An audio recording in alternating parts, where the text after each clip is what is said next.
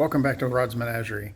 Today I'm going to start the build on the outdoor garage I'm building for my nephew's Powerwheel. I thought I'd add a piece about my design process. I like to get a visual in my head, make changes in my head, and then I start putting it on paper. So I do this rough pencil sketch of the design and what components I want to use. It gives me an idea about how much wood I need as well. Then during the build process, I actually will make changes on the fly if I need to, because the design's not quite working, or I might even scrap something and start over.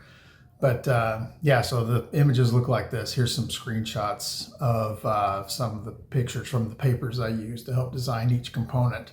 That would be incorporated into the final build and then taken over in pieces and then assembled on site. I got a few 2x4s and I am going to be cutting them down now.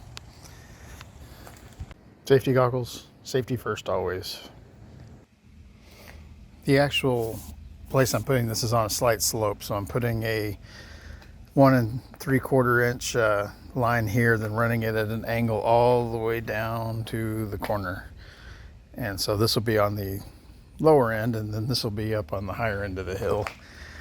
And just need to cut a few more.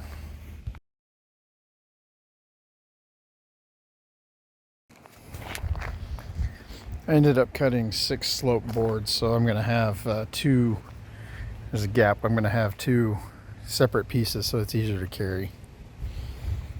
This is a prime example of me making changes on the fly. I had originally intended this to be 2 pieces separated in the middle, so it'd be easier for one person to carry than assembled on site. But the wood actually started to warp a little bit, and I went ahead and just scrapped that idea and went with, instead of the 2 sections on each end cut in half, I went with 2 long 70-inch sections and then 1 piece running down the middle, so that this is actually just 1 large piece for the floor. Now I'm going to add some reinforcement beams going across perpendicular. This is an example of the boards I'm using for support, so I'm offsetting them, and I've already got 2 screws drilled in on that one, pilot holes drilled on that one. I'm going to do, and then I flip it over and I'm going to put screws in on the other side. This is a floor after I actually added the plywood on top and painted brown.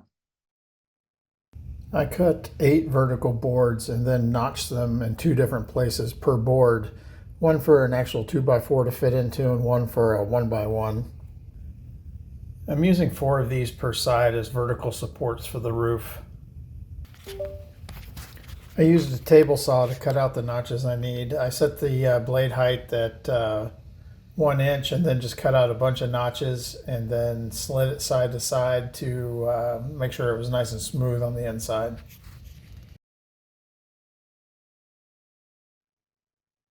I cut several 8-foot 2x4s into 3. I could get 3 1x1s out of each 2x4. And so I cut, I don't know, probably 10 of them to be used throughout the process.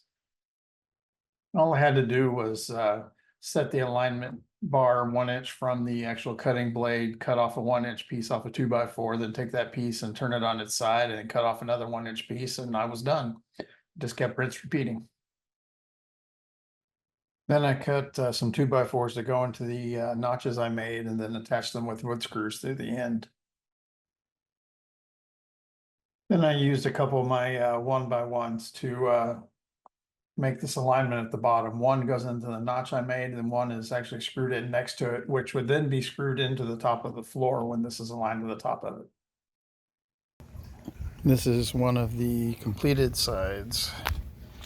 Got a rail up here for the roof and a rail down there to hold it onto the floor.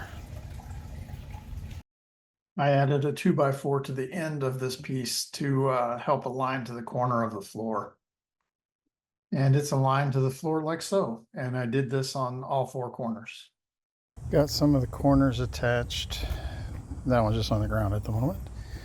And right now I'm going to work on, there's a beam that goes from here over to there at an angle, so I'm going to cut that now. I attach the cross beam. This shows all 4 corners attached to the floor, and I've also added a 2x4 on the front of the garage.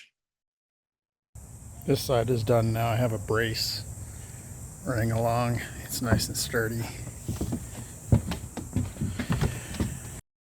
I added 2 more braces to the other side of the garage for stability, and the roof will be resting on it. I unscrewed each of the pieces from the base and then painted them. The reason for this color scheme will be made clear at the end of the video. Unfortunately, one thing I realized that I did not take a video or picture of was the underside of the roof before I added the cover here and started painting. I actually used 1/8 inch thick plywood at the top, so it's not as sturdy as the bottom, but this isn't going to be walked on anyway. But there's a cross beam just shown in the little picture here from my original diagram. There's a cross beams running through the roof that actually rest on top of the alignment bars shown here. I have the roof painted. Not pretty, but it's painted. And now I'm adding the actual cover. Going to go all the way across. I got these washers with rubber grommet on it so that I could use it and help seal water from getting through. Looks like it'll work. This is another picture of the garage before I actually mounted the entire roof, showing all of the panels in place. And I had not actually painted the roof yet, nor the ramp I built. And I did not film that, but I just had some extra plywood and used 5 slope 2x4s underneath and reinforced with a 2x4. You'll see a underside view of it once I paint and show it mounted to the floor. I added bolts to the base so that I could attach the ramp. And now I'm backing them out so I can transport it. I'm adding some non-slick adhesive I found on Amazon because as he drives on it, he's more likely to tear up the paint and less likely with this stuff. This is why I did this color scheme. He is a Transformers fan and really likes Optimus Prime, so I painted it this way so that if you ever wanted to add like a set of wheels at the bottom or some panels and paint on some Transformers logos, he can. Thank you for watching, and I hope you enjoyed this video. I know he enjoyed driving his little Power Wheel into the garage. Thanks.